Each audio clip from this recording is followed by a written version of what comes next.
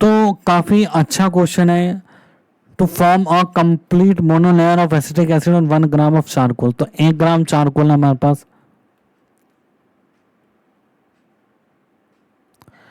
इसमें जो acetic acid की मोनोलेयर, एसिटिक एसिड की एक मोनोलेयर बनानी है हमारे को, ठीक है। तो इसमें 100 ml into 0.5 molar acetic acid was used. तो कितने मिलीमोल यूज्ड है एसिटिक एसिड के, कितने मोल्स यूज्ड है? 5 इंटू 10⁻⁻²,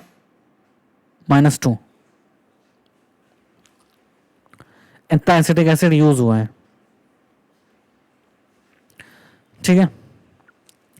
अब इसमें से कुछ अनएब्जॉर्ब रह गए हैं, सारे एब्जॉर्ब हो गए हैं, एब्जॉर्ब है ना।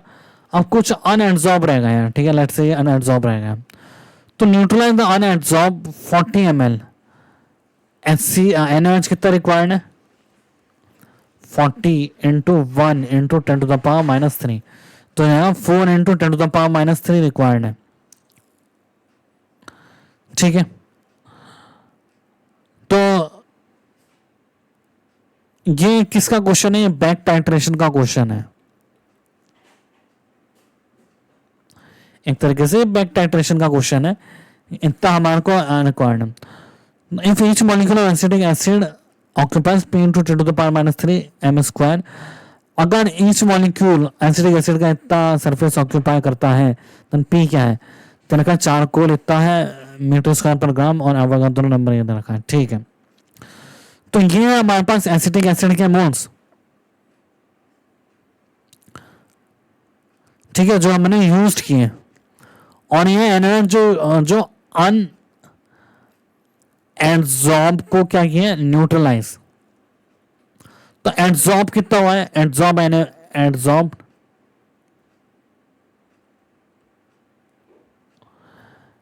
एसिटिक एसिड कितना हुआ है, ठीक है। इसमें से कुछ एड्जॉर्ब हुआ और रिमेनिंग कितने न्यूट्रलाइज हो गए। तो एड्जॉर्ब कितना हुआ है? 5 इंटू 10⁻², ये 10⁻² है, -4 इंटू 10⁻², तो कितना हो 10⁻² मोल्स क्या हुआ? एड्जॉर्ब, ठीक है। तो कितने मॉलिक्यूल्स एड्जॉर्ब हुए?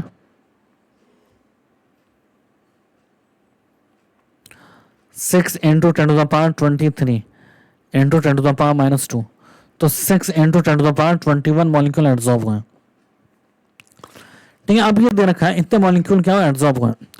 अब दे रखा है कि surface area of charcoal, charcoal का सरफेस एरिया 1.5 इंटू 10⁻22, और कितने मॉलिक्यूल एड्जॉर्ब हुए?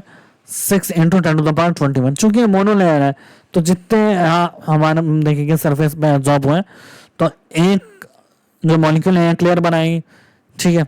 तो जो लेयर है उसमें एक मॉलिक्यूल कितना ऑक्यूपाई करें, डिवाइड कर देंगे हम, ठीक है।